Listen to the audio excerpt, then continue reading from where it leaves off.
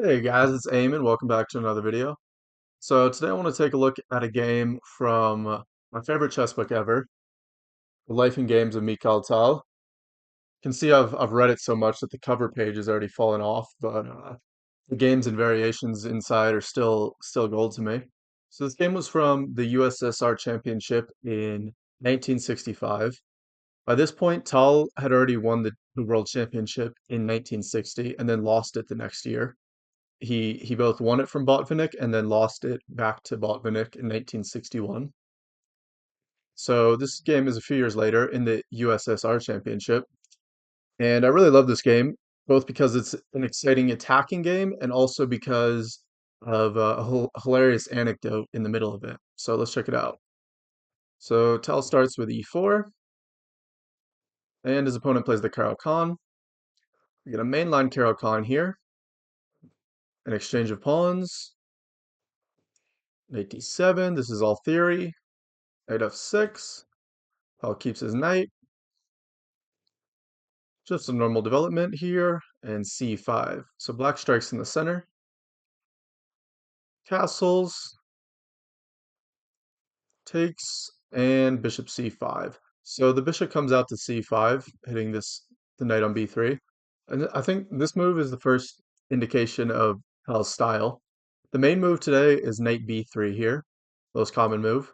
But Tal prefers to keep the knight on the king side because it's more active over here. Even though the position with the knight on b3 is completely fine, Tal prefers to keep his knights over on the king side where it can more easily attack his opponent's king.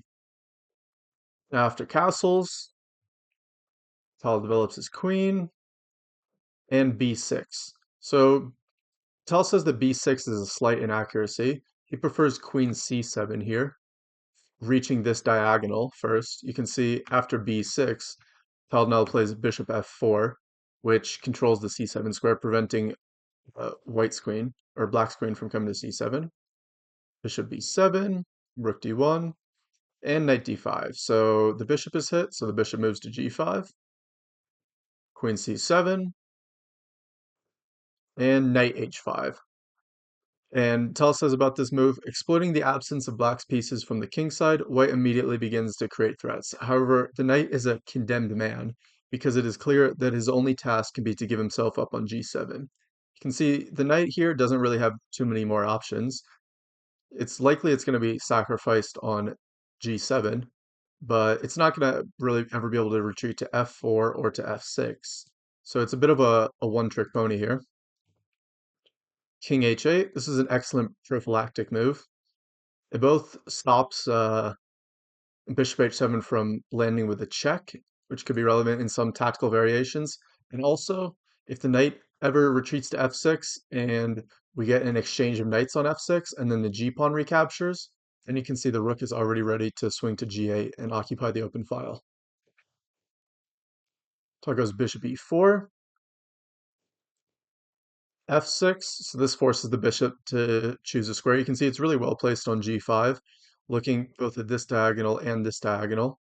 And so because that the bishop is forced to choose one, the bishop retreats to f4, or sorry, h4, and bishop d6. This is a pretty interesting move. It lines up against h2, and it also prepares knight c5. And if black is able to play knight c5, then he'll seize the initiative, attacking the light square bishop. And from c5, the knight also controls a6, so that bishop a6 skewering the queen and the rook might be possible. So white needs to do something quickly to prevent that. So he goes c4, attacking this knight. And the knight can't really move from the square. You can see if the knight comes to b4, for example, then we can just exchange and then pick up this pawn. Well, also this bishop would be hanging. So yeah, black can't move the knight. So because of that, he plays bishop a6, hitting the c pawn. And now, what should white do? You can see the c pawn is under attack, but no option that defends the c pawn is really too satisfying. Rook c1 is inconsistent because the rook is already well placed on d1. If he tries to go bishop d3, then knight f4 exchanges pieces, and otherwise it's quite tough to defend this pawn. And in this position, Tal fought for 40 minutes, and apparently he was actually thinking about a pretty funny anecdote here. So in his book, a journalist asked him, um, "I would like to know whether extraneous abstract thoughts ever enter your head while playing a game." Tal, yes. For example, I will never forget my game with GM Vasiukov in a USSR Championship. We reached a very complicated position where I was intending to sacrifice a knight. The sacrifice was not obvious, there was a large number of possible variations, but when I began to study hard and work through them, I found to my horror that nothing would come of it. Ideas piled up one after another. I would transport a subtle reply to my opponent, which worked in one case, to another situation where it would naturally prove to be quite useless. As a result, my head became filled with a completely chaotic pile of all sorts of moves, and the infamous tree of variations, from which the chess trainers recommend that you cut off small branches, in this case spread with unbelievable rapidity. And then suddenly, for some reason, I remembered the classic couplet by Korny Ivanovich Chukovsky. Oh, what a difficult job it was to drag out of the marsh the hippopotamus. I do not know from what associations the hippopotamus got onto the chessboard, but although the spectators were convinced that I was continuing to study the position, I, despite my humanitarian education, was trying it at this time to work out just how would you drag a hippopotamus out of the marsh. I remember how jacks figured into my thoughts, as well as levers, helicopters, and even a rope ladder. After a lengthy consideration, I admitted defeat as an engineer and thought spitefully to myself, well, just let it drown. And then suddenly the hippopotamus disappeared, went right off the chessboard just as he had come on, of his own accord. And straight away the position did not appear so complicated. Now I somehow realized that it was not possible to calculate all the variations, and that the knight sacrifice was, by its very nature, purely intuitive. And since it promised an interesting game, I could not refrain from making it. And the following day, it was with pleasure that I read in the paper how Mikhail Tal, after carefully thinking over the position for 40 minutes, made an accurately calculated piece sacrifice. So I just love that little anecdote for a couple reasons. First of all, it's just hilarious imagining how you could pull a hippopotamus out of the marsh. Um, Secondly, it shows how Tal, despite being, you know, one of the most brilliant calculators of his time, was just like the rest of us, subject to the complex tree of variations, and they could quickly pile up in his mind. And third, it shows the intuitive nature of his play. He was never afraid to go for a sacrifice, even if he couldn't quite figure out exactly whether he was winning or not, or what the best moves were. He was still willing to go for it if it promised an interesting great game, which I think is a great way to play chess. You know, even if it might lose you a couple points here and there, um, creativity is just an essential key to playing playing good chess and improving. And so after all that, after thinking for 40 minutes, he decides to sacrifice the knight. So king takes his force, and now Tal goes knight d4, attacking e6 and threatening a royal fork here. You can see this knight takes e6. That would be a fork on the king, the rook, and the queen. So this pawn has to be defended. So Vasukov goes knight c5, defending this pawn, and Tal goes queen g4 check. In fact, engine analysis has since shown that knight takes e6 is a stronger move. And after knight takes e6, bishop d5, you can see the bishop is attacking both the rook and the knight here, and this should promise a better position for white. But Tal goes for queen g4 first, then after king h8, now he takes on e6, queen e6, and you can see white is currently up a piece, but black has alignment problems on the d file here. He's going to lose one of these pieces back. So Vasukov goes rook e8, getting the rook out of this diagonal of the bishop. Queen takes d5, and Vasukov takes on h2.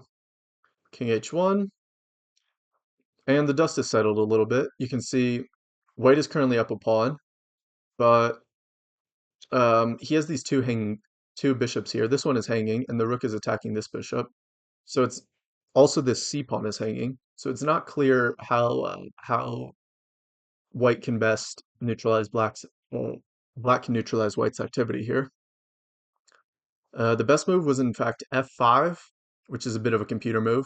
The more natural queen c4 was also good, and likely would have petered out to a pretty equal endgame.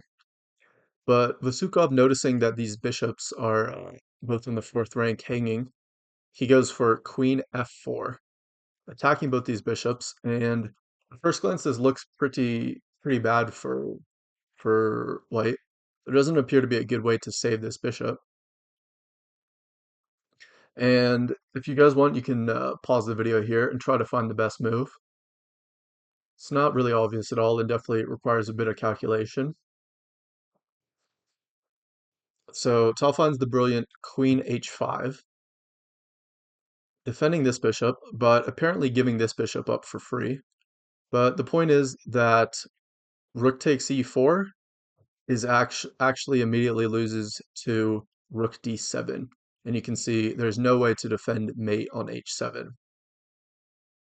For example, if queen h4 trying to defend queen takes h7, then white can simply take here and give a checkmate.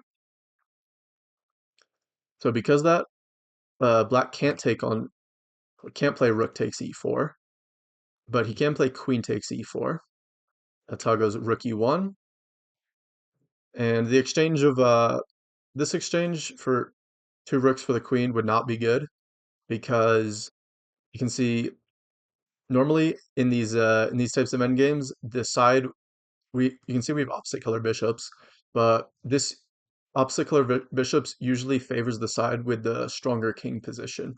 And you can see white's king is totally safe, protected by these two pawns, but black's king is a bit airy. You can see he has some dark square weaknesses, so this would be in white's favor. So queen takes e1 isn't good. So Vusugov plays queen g6. And here, Tal had intended to play bishop takes f6 in this position.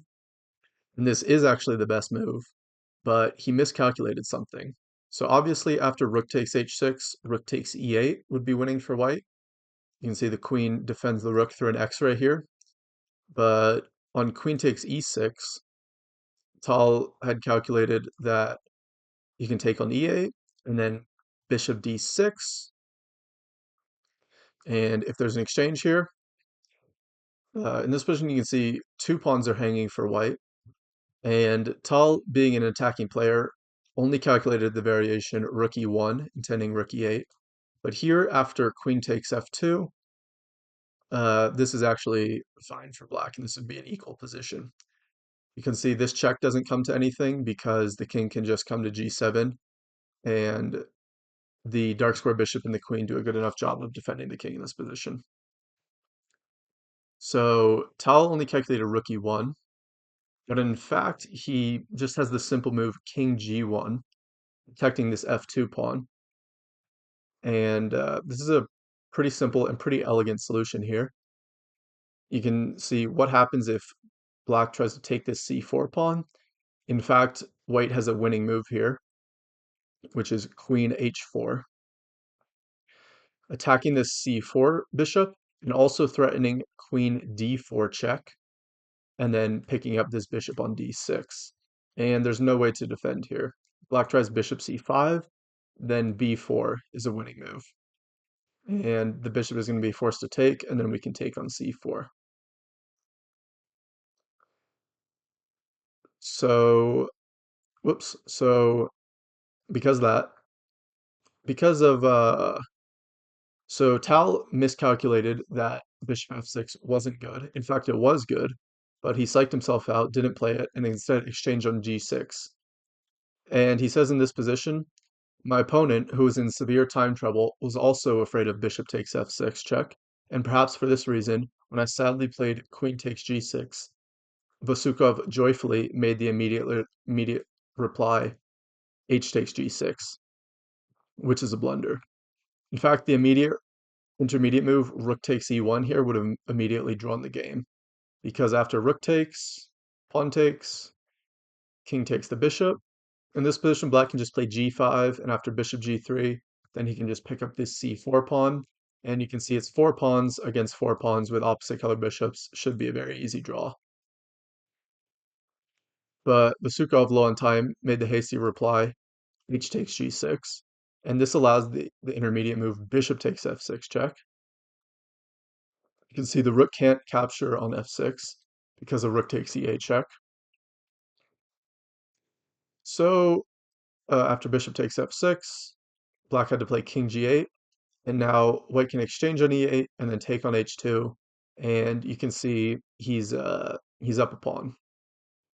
Well, up 2 pawns. After bishop takes c4, he's only up 1 pawn. But importantly, the rook gets to the 7th rank first, and the rook and the bishop are really active here. And the activity of the pieces is always the most important factor in evaluating an endgame, or in evaluating any position really, but especially in endgames. And you can see the bishop and the rook are coordinating really nicely here, especially the rook, cutting off black's king. So Vasiukov plays rook e6, trying to defend this g-pawn and force the bishop back. Bishop drops back to c3.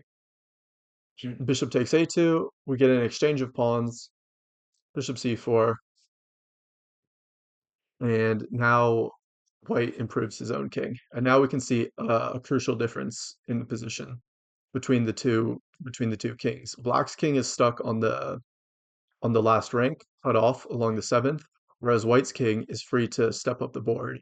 And he's, as we're going to see, he's eventually going to make it all the way in with his king. So bishop d5, Tal puts his pawn on f3. Important to, of course, put your pawns in the light squares here, restricting the mobility of the black bishop. King f8, bishop d4. Okay, so again, the king improves its position. And you can see black can't really do much here. He can really only wait. But white can improve his king. King e8, check. And after king f7, this was the 40th move. And in these days, in the 60s, they had adjournments, which is when they would, one player would write down a move on a paper, seal it in an envelope, and then both players would go home for the night, and they were free to analyze with their seconds or by themselves with whoever they liked. They were free to analyze the position and try to figure out the best way to play. So Tal's seal move was rook a7 check. So the next day he plays rook a7, king e8, b4 prevents this pawn from advancing at all. Also gives the bishop a nice outpost on c5, which we're going to see him make use of later. And bishop d5. So white has improved the position of his king drastically, and both his pieces are in beautiful positions. But how can he make progress from here? You can see if the king comes in anymore, then white might get some counterplay with like rook e2, going after this pawn. And otherwise, he can't really advance these kingside pawns without losing either one of them. You can see f4 drops g2, and g4 would drop the f3 pawn. So how can he make progress from this position? Tal goes rook a3, defending this f3 pawn, and preparing g4. Really nice technique here. King f7, black can do nothing but wait, and now g4. And now you can see with the pawn on g4, this f pawn is ready to advance down the board and become a battering ram, creating more threats against the black king. Rook e2, bishop c5, check. The king comes in farther. Rook d3, and rook d8. Threatening mate in 1. So rook e8 is forced. Black has to stop the mate. In this position, of course, white does not want to exchange rooks because this would give black very good drawing chances. You can see this in this type of position, the opposite color bishops are extremely relevant. because black is going to be able to set up a blockade on the light squares, and it's going to be really hard for black to break through, or sorry, for white to break through without any control of the light squares. So of course we don't want to exchange rooks. So rook d4, rook e6. Here comes the f pawn, king e8, and the king has made his triumphant march all the way from h2 along these dark squares all the way into the enemy camp, putting maximum pressure and squeezing the black king. You can see the black king is now caught along the d file, and with the king controlling all of these squares, he has very little squares to go to. So mating net ideas are now going to become relevant. Bishop e4, bishop b6. This is a pretty nice move. You can see the bishop is on pre here, but rook b6 won't help matters because this rook endgame would just be lost. You can see with white's king so active, he's going to be able to quickly pick up this pawn. So bishop e6, bishop f3, Tal gives a check, king e7, and now what should white do? You can see this pawn is hanging, and it doesn't really seem like there's a good way to defend this g4 pawn. Also, the rook is a bit awkward on d8, so has white messed it up? In fact, no. After rook d3, exclam, this g4 pawn is actually untouchable. You can see if bishop g4, then white plays bishop check, only square for the king, and then bishop g5, and this mating net is just crushing. Again, we can see how important the king activity is here. So that's why this bishop is this pawn is untouchable. Bishop b2, Tal gives the check anyways, and now he has to move his rook. Rook e3. So black can see that this idea of moving the bishop back and then delivering this mating net is going to be really strong. So after bishop d4, he tries to defend with bishop d3 to try to block this d-file. But now the final move of the game, f5. So the rook is attacked, and the rook has to keep defending the bishop. So if, for example, rook f3, then white can just push his f-pawn, and you can see then he's going to give a check. Then he's going to just push this pawn, and the pawn is going to go home. You can see black can try like bishop c4, but then we can just pick up this pawn, and these two connected pass pawns are going to decide the game. So yeah, the final move of the game was f5, and black resigned. So really interesting attacking game. And also I really love the anecdote in the middle of the game there. After after bishop a6 in this position, Tal thought for 40 minutes, trying to calculate whether knight g7 was good. And at the end of the day, he just decided, you know what, some sacrifices are simply intuitive, and he went for it. And yeah, he's validated and confirmed that this is the best move. And Tal won a really nice game. It wasn't perfect technique. For example, in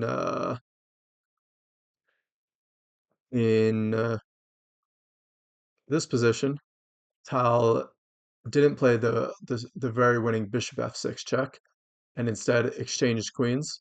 But he was able to get the job done. And finally, we can see um, this was the final position, the triumph of the opposite color bishops and the king activity decide the game here. All right, so that was the game Mikhail Tal versus Evgeny Vasiukov, 1965. Hope you guys enjoyed this game. Um, if you did, leave a like and make sure to subscribe. And I'll make some more videos from my favorite book, the Life and Games of Mikhail Tal. All right, thank you guys. See you in the next one.